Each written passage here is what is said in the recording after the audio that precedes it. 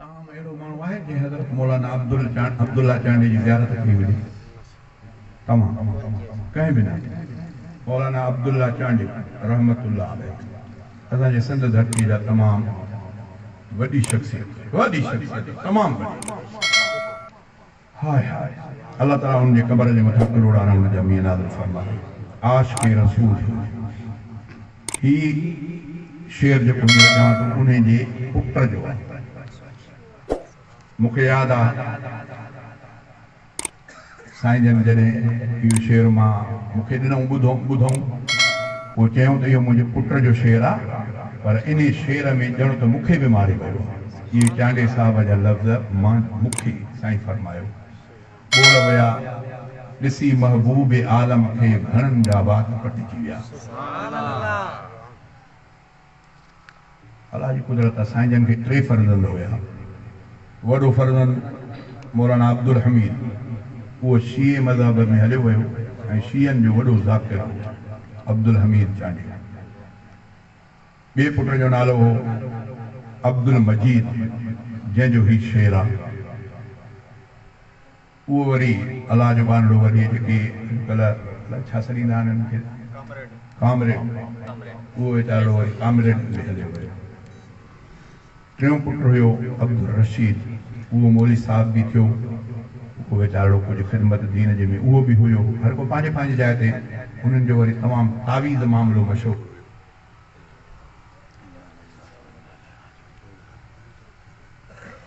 ऐं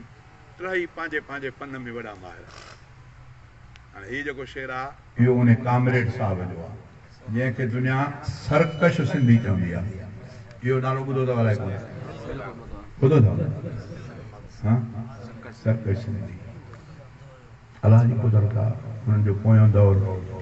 कीअं गुज़रियो अल्लाह ॼाणे कान ॼाणनि पर हे साईं चांडे साहिब जी ज़िंदगीअ में मां शेर ॻायो ऐं मूंखे ईअं जे ॿुधायो साईं चांडे साहिब जो त हिन में शेर में ॼण त मूंखे बि मारे वियो आहे कीअं ॾिसी महबूब आलम खे घणनि जा वात पटिजी विया ॾिसी महबूब आलम खे घणनि जा वात पटिजी विया अरब तोड़े अजम जे सोहणनि जा वात पटिजी विया ॾिसी महबूब आलम खे घणनि जा वात पटिजी विया ॾिसी महबूब आलम खे मुहम्मद मुस्तफा जो मुस्कुरायो रोशनी थी वई दिलियूं मुर्द थियूं ज़िंदा दिलियूं मुर्द थियूं ज़िंदा मुअन में ज़िंदगी थी वई दुनिया जे गम ज़दन लई ईद खां भी वधे ख़ुशी थी वई दफ़े थियो ज़ुल्म ॾाढनि ज़ालिमनि जा वात पटिजी विया ॾिसी महबूब आलम खे घणनि जा वात पटिजी विया ॾिसी महबूब आलम खे घणनि जा वात पटिजी विया अरब तोड़े अजम जे सोहणनि जा वात पटिजी विया ॾिसी महबूब आलम खे सितारो थे न को साम्हूं अचे सुहिणे जे चमकंदो मिठनि जे मुस्कुराहट ते कमर वियो हेठि झुरकंदो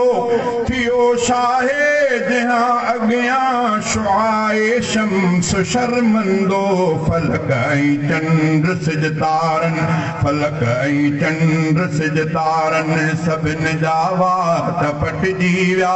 अरब तोड़े अजम जे सोहणनि जा वात पटिजी विया ॾिसी महबूब आलम खे घणनि जा वात पटिजी विया ॾिसी महबूब आलम खे हुस्न यूसुफ जे मस्तानो कयो हिकिड़ी ज़लीख़ा खे मगर सूरत मुहम्मद जे विधो हैरत में दुनिया के हुस्न यूसुफ जे मस्तानो कयो हिकड़ी ज़लेखा के मगर सूरत मुहम्मद जे विधो हैरत में दुनिया के चयो हर तरफ़ खां हूरन मुबारक दई हलीमा के चयो हर तरफ़ खां हूरन मुबारक दई हलीमा के अता अहिड़ी थी जो मायरुन जावा टपटजी विया ॾिसी महबूब आलम खे घणनि जावा टपटजी विया ॾिसी महबूब आलम खे ज़मीन जूं ज़िंदगियूं गॾियूं फलक वारा लही आया कदम बोसीअ जे ख़ातिर चंड सिजतारा लही आया ॾिसण दिलबर खे अॻियां अंबिया सारा लही आया ॾिसण दिलबर खे अॻियां अंबिया सारा लही आया ख़ुदा जे दादिले वटि ख़ुदा जे दादिले वटि दादिलनि जा वात पटिजी विया ख़ुदा जे दादिले वटि दादिलनि जा वात पटिजी विया अरब तोड़े अजम जे सोहणनि जा वात पटिजी विया ॾिसी महबूब आलम खे मुहम्मद मुस्तफ़ा आयो बहारनि खे थी सुरहाई लथा दिलियुनि त मुंझारा मिली ख़ुशियुनि जी वाधाई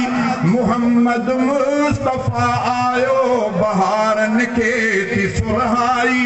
लथा दिलियुनि त मुंझारा मिली ख़ुशियुनि जी वाधाई ॾिसी सुरहाण साईं जे लबनि जी लाल लाई ॾिसी सुरहाण साईं जे लबनि जी लाल लालाई ख़ुदा जाने थो गुलशन में गुलनि जा वात पटिजी विया ॾिसी महबूब आलम खे मतां सम्झे मुहम्मद ते रुगो उम्मत चरी थी पई मतां सम्झे मुहम्मद ते रुगो उम्मत चरी थी पई कदम जो अर्श ते पियो अर्श जी ज़ीनत चरी थी पई मतां सम्झे मुहम्मद ते रुगो उम्मत चरी थी पई कदम जो अर्श ते पियो अर्श जी ज़ीनत चरी थी पई जहन्नम वियो विसामी इश्क में जन्नत चरी थी पई जहन्नम वियो विसामी इश्क में जन्नत चरी थी पई हबीबन खे ॾिसी हूरुन परन जा वात पटिजी विया ॾिसी महबूब आलम खे घणनि जा वात पटिजी विया ॾिसी महबूब आलम खे ॾिसो शीरीन लय फरहाद चांडिया सिर विञायो हो ॾिसो शीरीन लय फरहाद चांडिया सिर विञायो हो हिते मेहर फ़क़त सुहिणीअ जे दिलड़ीअ खे सतायो हो ॾिसो शीरीन लय फरहाद चांडिया सिर विञायो हो हिते मेहर फ़क़त सुहिणीअ जे दिलड़ीअ खे सतायो हो